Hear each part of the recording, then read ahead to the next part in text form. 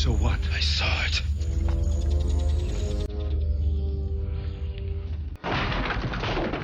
Knock, knock. I'd worked with Arnold Schwarzenegger as an executive on Commando, and he was a really good friend of mine. We started talking to Arnold about the script.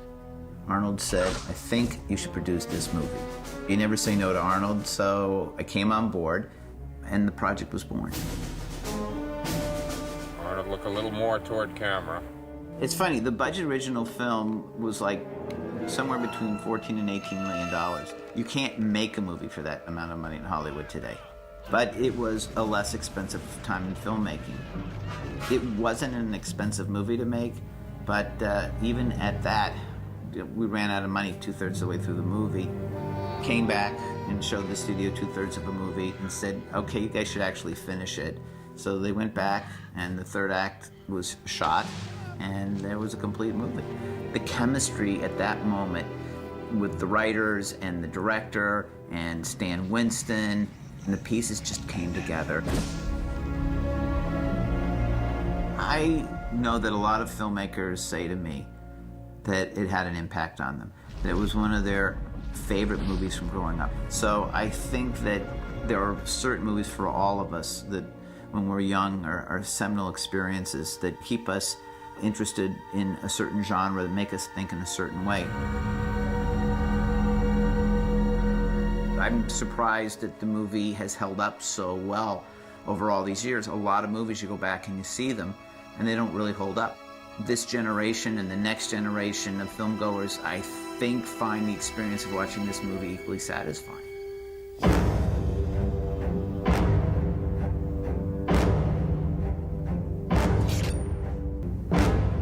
I remember seeing the film opening night at the Avco on Wilshire in Westwood, California, with a bunch of classmates. And I remember coming away from the film remembering that it was very different than the average star vehicle. It was a film that was original and it held its own. What I loved about Predator was how it played against expectations. Everyone expected another Commando type movie, and it starts off that way, but then switches gears and goes very horror, sci-fi, and it was refreshing to see something take that turn and become something else, and that's what I think gives it its cult classic status. There were elements of horror, there were elements of action and drama, but it was its own thing, and I think that's what made it special. Predator is very distinctive in that Frankenstein monster sort of way, like the action movie mixed almost straight down the middle with the sci-fi movie. I tried something like that on From Dusk Till Dawn because I was such a big fan of Predator. Starting off with this sort of Desperate Hours type movie and then switching completely to a vampire movie. That was a little more extreme, but I do like mixing up genres. When I saw that, I think that made an impression on me. People hadn't seen anything like that before. It was very out there. It almost takes on this sort of slasher movie aspect where the Predator is hunting down the characters one by one. And so there's this true sense of doom going on as they go into this very atmospheric, very claustrophobic jungle and get hunted down by this creature. Billy, you know something. What is it? There's something out there waiting for us. And it ain't no man. But unlike most slasher movies where you don't care about the characters at all, they're just sort of more meat for the grinder, you really love the characters. We're all gonna die. I've always liked the actor Sonny. I love how he's just in tune with the jungle and how no one in the group is really that scared unless Billy's scared. When Billy's scared, then you know you're up against something. There's something in those trees. And how he goes out, how he just chooses to turn around and fight. I thought the audience loved that.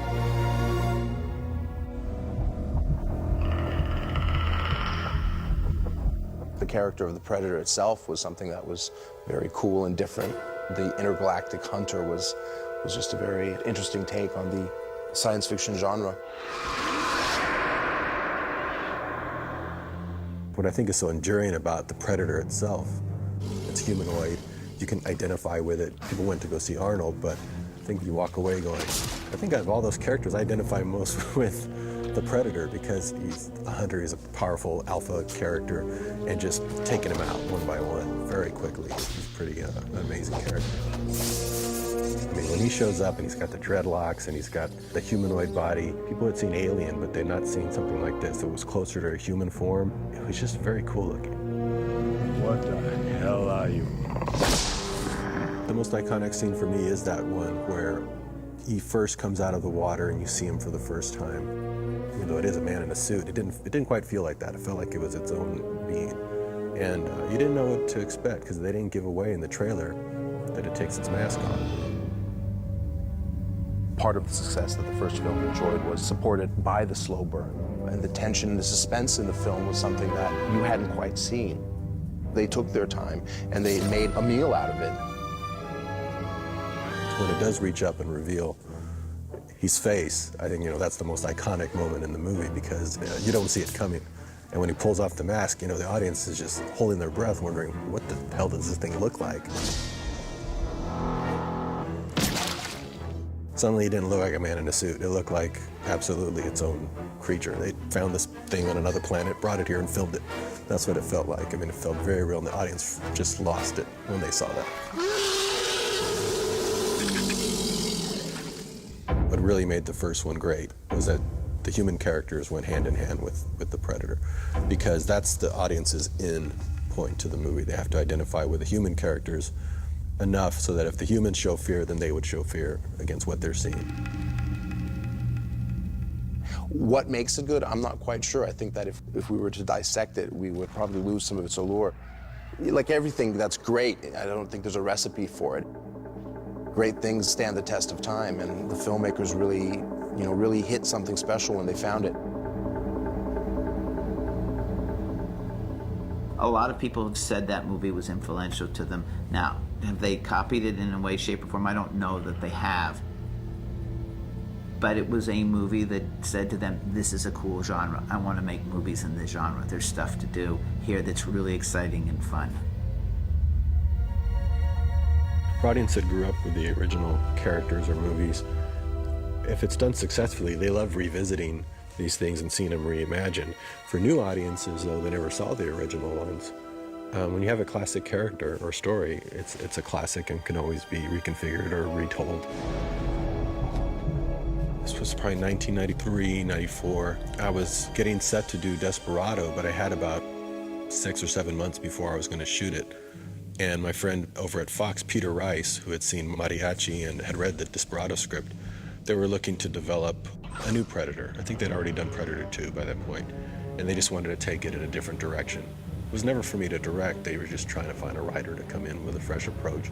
I loved the jungle aspect of the original, but I knew we couldn't go back to the jungle because the second one took place in Los Angeles.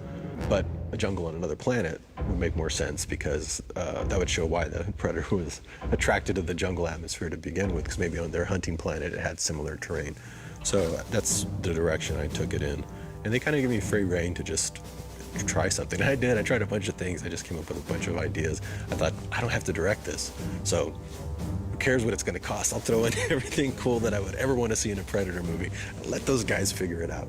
Just for a title, I kind of a nod to Cameron's Aliens to Alien. I thought, well, it's been Predator and Predator 2. Let's just give them more. Let's give them more variety. My original script just went really far into that. You had a true hierarchy, almost like Planet of the Apes, but with predator creatures. After they'd gotten the first draft of it, they said, we really think we might be able to get Arnold for this. Could you go back and rewrite it with Arnold in there? So I went and I changed it and had it based where they were bringing Arnold to this planet. The last draft I have of it, and the last draft I turned in, had Arnold in it. Now, they didn't tell Arnold that they were going to try to write him the script. They just said, let's just write it for him. Let's see if he'll do it. So by the time we got the script together and took it to him, I remember I went and pitched it to him. And the first thing he said was, first of all, we have to go back into the jungle. None of that city stuff. So I was like, well, it does take place in a jungle, but it's on another planet. So I pitched him the thing, but I think by that point he wasn't interested in doing another Predator movie. He was going to go off and do something else. And that's the last I heard of it until they were going to do they switched gears. I think based on the comic books, they decided to go the route of Alien versus Predator. Since they didn't have Arnold, they decided, well, let's just do something completely different, and they went in a different direction. these are just classic characters that, again, you walk into people's offices or their homes and you see little statues of these things. You don't want them just to die off 20 years later. You know, let's give it another try.